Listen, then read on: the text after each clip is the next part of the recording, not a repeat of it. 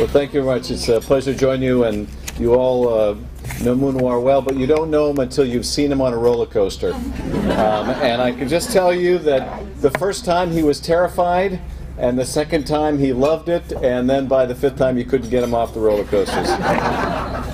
It's a real pleasure to join you tonight, and I want to acknowledge my colleagues, Brad Sherman and Carolyn Maloney. Appreciate your great leadership on these issues. It's wonderful to join you both.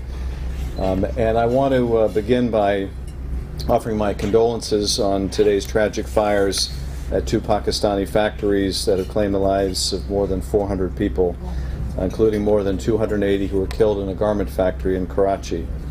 I also want to offer my sympathies for the loss of life and property in Sindh as a result of last week's torrential rains. I know this is a very difficult time for the Sindhi people. Despite the tragedies at home, the Sindhi American community should be proud of the gains that SAPAC has made in the first few years of its existence. In addition to hosting this annual get-together, your organization has made tremendous progress in building awareness of Sindh on Capitol Hill and in developing a network of supportive members of Congress. One of our leaders, of course, in that effort has been Brad Sherman, and I'm really pleased to see him here this evening.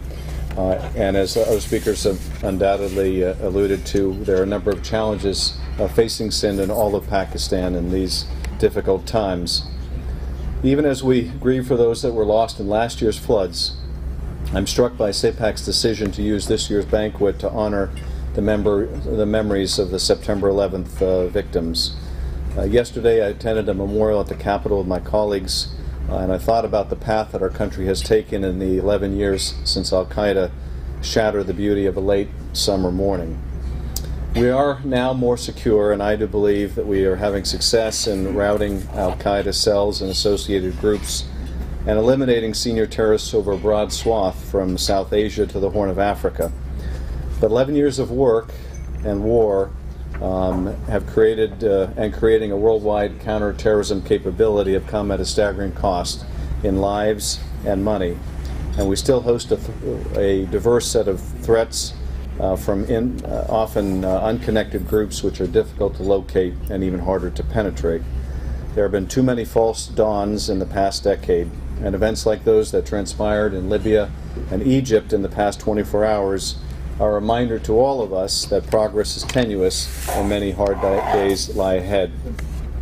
The United States, though, has not been the only nation by any means to have suffered from Al-Qaeda and the rise of militant extremism. From the London Underground to the Jordanian hotels to the nightclubs of Bali, Al-Qaeda and its affiliates have murdered thousands and wounded many, many more. In many ways, though, it is Pakistan that has suffered most from the brand of militant Islam propagated by Al-Qaeda as both a victim of terrorist violence and as its host.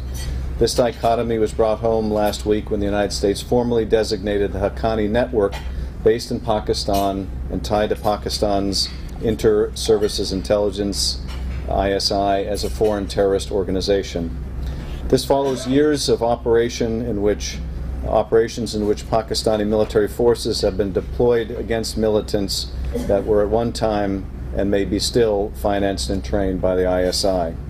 It is impossible to imagine anything similar happening in this country and highlights the weaknesses of Pakistan's civil government, which lacks both sufficient power and popular legitimacy to halt the vicious cycle of sponsorship followed by confrontation. This cycle is also reflected in the bilateral relationship between Islamabad and Washington, with both sides openly speaking of divorce and each accusing the other of not understanding its position and its needs. In July, Pakistan reopened its territory to American troops and material headed for Afghanistan. The supply route had been shut since November after a U.S. military strike mistakenly killed 24 Pakistani troops.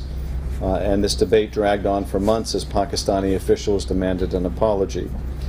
Since July, the relationship between the U.S. and Pakistan has not improved substantially, but regional tensions have cooled a bit as Pakistan and India have forged better relations, particularly in the areas of trade and investment.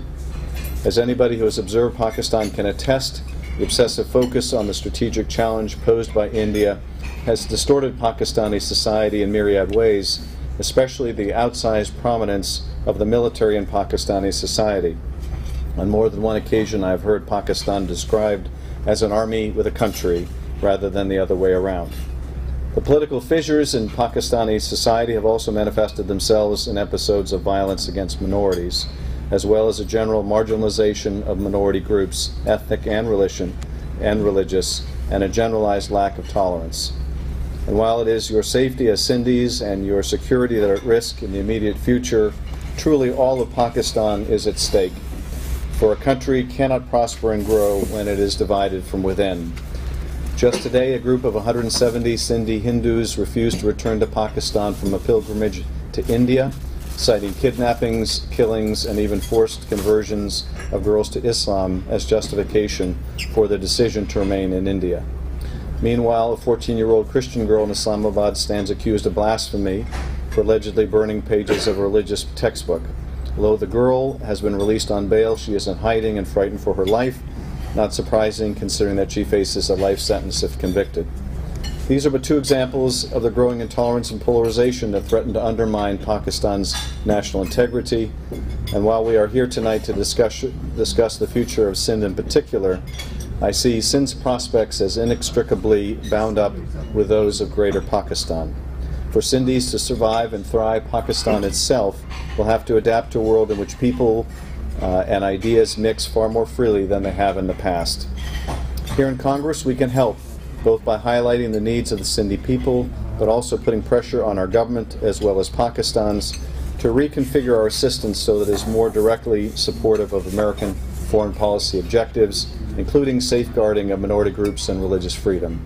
I was proud to offer language to the Foreign Operations Bill, urging that Pakistan provide greater security to religious and ethnic minorities in Pakistan, and particularly had the Sindhi community in mind.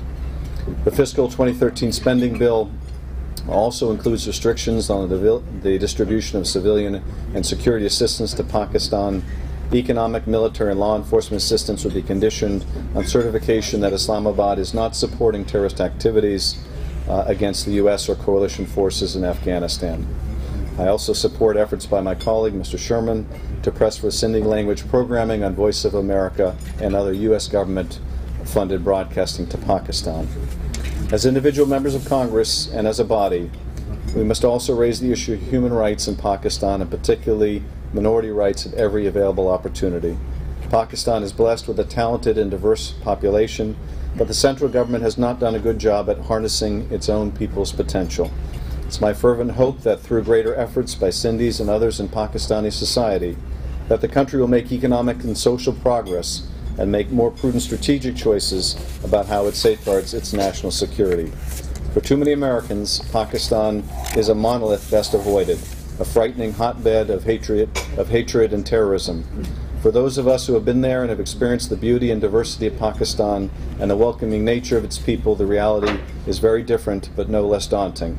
How to engage a country that sees its choices far differently than we do. Again, many thanks for inviting me this evening, for your friendship and your support. I'd love to continue to have our dialogue on Sindh, on Pakistan more generally, and any other topics you're interested in discussing. And I thank you very much.